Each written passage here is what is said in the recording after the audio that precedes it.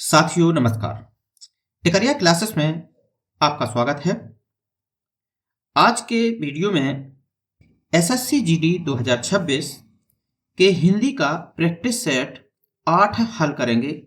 इससे पहले 7 practice set आप हल कर चुके हैं, तो चलिए शुरू करते हैं। पहला प्रश्न है, नौकर आज छुट्टी पर है, इस वाक्य का स्त्रीलिंग वाक्य क्या होगा? ऑप्शन है ए, नौकरन आज छुट्टी पर हैं। बी, नौकराइन आज छुट्टी पर है। सी, नौकरानी आज छुट्टी पर है। डी, नौकरनी आज छुट्टी पर है। तो इसका स्त्रीलिंग जो वाक्य होगा वो होगा सी, नौकरानी आज छुट्टी पर है। अगला प्रश्न है, हमारी अध्यापिका आज नहीं आएंगी, इस वाक्य का पुल्लिंग वाक्य कौन सा होगा? ऑप्शन है ए, हमारा अध्यापक आज नहीं आएगा। बी, हमारी अध्यापक आज नहीं आएंगी। सी, हमारे अध्यापक आज नहीं आएंगे। डी, हमारे अध्यापक आज नहीं आएंगे। तो इसका जो सही उत्तर है वो है ऑप्शन डी, हमारे अध्यापक आज नहीं आएंगे। हमारा अध्यापक नहीं आएगा ये गलत है, जबकि शुद्ध होगा हमारे अध्यापक आज नहीं आएंगे, क्योंकि ये पुल्लिंग में बदलना है।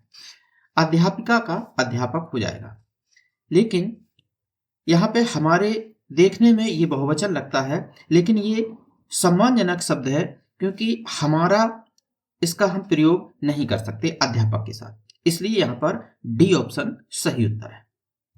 अगला प्रश्न है, चार चांद लगाना, इस मुहावरे का क्या अर्थ है? ऑप्शन है ए, चारों ओर चांद लगाना। ऑप्शन बी है तरक्की पाना। ऑप्शन सी है चार चांद देखना। और ऑप्शन डी है शोभा बढ़ाना। तो इसका जो सही उत्तर है वो है डी, शोभा बढ़ाना। अगला प्रश्न है, पुस्तक का बहुवचन क्या होगा? ऑप्शन ए, पुस्तकें। ऑप्शन बी, पुस्तकों। सी, पुस्तकें।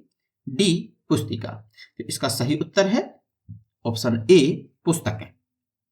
अगला प्रश्न, निम्न में से कौन सा वाक्य शुद्ध है?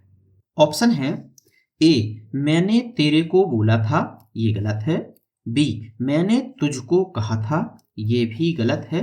ऑप्शन सी, मैंने तुमसे कहा था, ये ऑप्शन सही है। और डी, मैंने तेरे से कहा था, ये गलत है। इस प्रश्न का उत्तर सी सही उत्तर है। अगला प्रश्न है, एक का बहुवचन क्या है? ऑप्शन ए, बहुत। सी, ज्यादा। बी, अनेक। डी, दो। तो इसका जो सही उत्तर है वो है सी, अनेक। ये थोड़ा क्रम इसका ऊपर नीचे हो गया है, इसका ऑप्शन अनेक होगा। ये सी नीचे आना था और बी ऊपर जाना था, लेकिन ये मिसप्रिंट है, तो इसका जो उत्तर है वो है बी, अनेक। चलिए अगला प्रश्न है, निम्न में से कौन सा वाक्य शुद्ध है? ऑप्शन है ए, आज बेहद गर्मी है। बी, आज बेशुमार गर्मी है। सी, आज अधिक गर्मा है। डी, आज अनाधिक गर्मी है। तो इसका जो सही उत्तर है वो है ए, आज बेहद गर्मी है। इसमें बेशुमार नहीं आएगा, अधिक गर्मा नहीं आएगा, आज अनाधिक नहीं आएगा, बेशुमार भी नहीं आएगा। तो यहाँ पर जो सही उत्तर होगा वो होगा आज बेहद गर्मी है। अगला प्रश्न है कि निम्न में से कौन सा स्त्रीलिंग शब्द है? ऑप्शन है ए, क्रोध, क्रोध पुल्लिंग शब्द है। बी, बुढ़ापा, बुढ़ापा भी पुल्लिंग शब्द है। सी, छाया, छाया शब्द स्त्रीलिंग शब्द है। बाकी चयन ये भी पुल्लिंग शब्द है। सी इसका सही उत्तर है। अगला प्रश्न है, कवि का स्त्रीलिंग शब्द क्या है? ऑप्शन है ए, कवि इत्री। बी, कवि इत्री। देखिए ये गलत है, ये भी गलत है और ये भी गलत है। इस प्रश्न का जो ऑप्शन सही है वो है बी, कवि इत्री सही उत्तर है। अगला प्रश्न है, आशा का खाली स्थान जीवन के अंधकार को दूर करता है।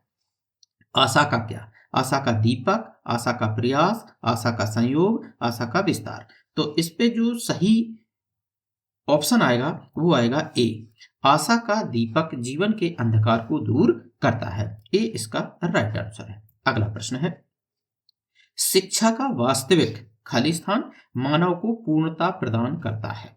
शिक्षा का वास्तविक क्या? चिन्ह, लक्षण, उद्देश्य, सेवा। इसका सही उत्तर है सी। शिक्षा का उद्देश्य, शिक्षा का वास्तविक उद्देश्य मानव को पूर्णता प्रदान करता है। उद्देश्य इसका सही उत्तर है। अगला प्रश्न है, घाट घाट का पानी पीना का क्या अर्थ है? ऑप्शन है ए, अलग अलग परिस्थितियों का अनुभव होना, ये सही उत्तर है।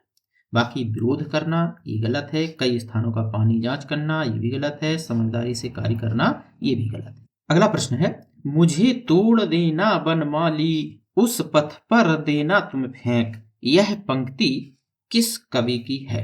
ऑप्शन है ए, हरिवंश राय बच्चन, बी, माखन लाल चतुर्वेदी, सी, नरेंद्र शर्मा और डी, महादेवी वर्मा। तो इसका जो सही उत्तर है वो है बी। ये कविता का जो शीर्षक था वो था पुष्प की अभिलाषा। पुष्प की अभिलाषा। अगला प्रश्न है, इनमें से कौन से कवि सूफी कवि हैं? ऑप्शन है ए, तुलसीदास। नहीं, तुलसीदास सगुण काव्यधारा के भक्तिकालीन कवि, सगुण धारा के भक्तिकालीन कवि हैं ये, भक्तिकालीन तुलसीदास। और सूरदास ये भी सगुण भक्ति धारा के, ये थे राम भक्ति शाखा के, और सूरदास थे कृष्ण भक्ति शाखा के। सगुण के दोनों हैं, कृष्ण भक्ति शाखा के हैं, दोनों भक्ति काल के कवि हैं। और कबीरदास जी भक्ति काल की निर्गुण काव्य धारा के कवि हैं, निर्गुण काव्य धारा के। और जो जायसी जी हैं ये हैं सूफी काव्य, जिसे संत काव्य भी बोलते हैं, सूफी काव्य धारा के। यानी कि निर्गुण काव्य धारा में दो धाराएं हुई थी, एक भक्ति काल में दो धाराएं, सगुण और निर्गुण। तो निर्गुण के दो कवि हुए थे कबीरदास जी, उसकी दो शाखाएं थी, एक प्रेमाश्रयी शाखा और एक ज्ञानाश्रयी शाखा। ज्ञानाश्रयी शाखा के कबीरदास जी और प्रेमाश्रयी शाखा या सूफी काव्य शाखा के जो कवि थे वो थे जायसी। इसलिए इसका राइट आंसर डी हो जाएगा। अगला प्रश्न है, प्रेमचंद का कौन सा उपन्यास इनमें है? प्रेमचंद का उपन्यास बताना है। तो ऑप्शन है ए, मानस का राजहंस। ये उपन्यास प्रेमचंद का नहीं है, ये उपन्यास है अमृतलाल नागर का। मानस के राजहंस, अमृतलाल नागर।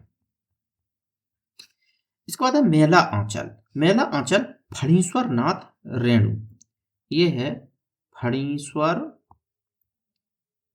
नाथ रेणु का उपन्यास। इसके बाद है झूठा सच। झूठा सच यशपाल का है, यशपाल का। अब बचता है डी, जो कि निर्मला, और निर्मला मुंशी प्रेमचंद जी का उपन्यास है, मुंशी प्रेमचंद। डी इसका राइट आंसर है।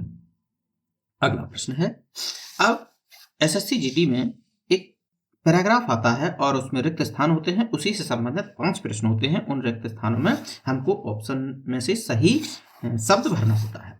तो आइए इसको देखते हैं कि सफलता की देवी तिलक करने से पहले, खाली स्थान, तिलक करने से पहले लेती है, क्या लेती है? परीक्षा लेती है, तिलक लेती है, भाग लेती है, पैसा लेती है। तो इसका सही उत्तर है ए, सफलता की देवी तिलक करने से पहले परीक्षा लेती है। यहां पे आएगा परीक्षा, परीक्षा लेती है। तो ए इसका सही उत्तर है। अगला प्रश्न है 17वां, कि सफलता की देवी तिलक करने से पहले परीक्षा लेती है, वह उसी माथे पर तिलक करती है।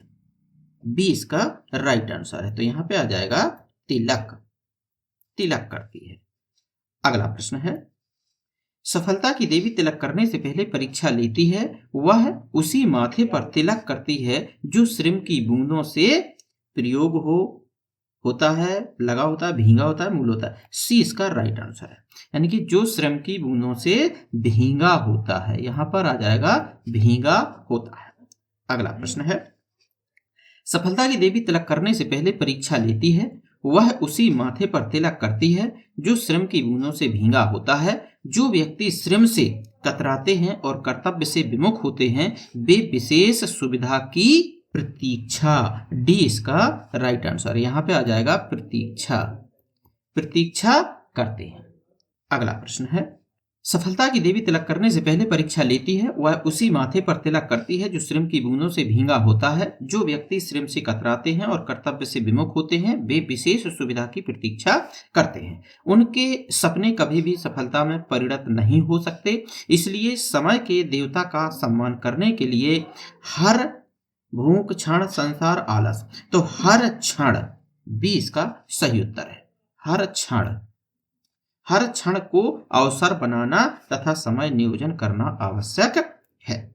ये था आज का प्रैक्टिस सेट। उम्मीद करता हूं आपको ये प्रश्न पसंद आए होंगे। तो मिलते हैं नेक्स्ट वीडियो में, तब तक के लिए नमस्कार।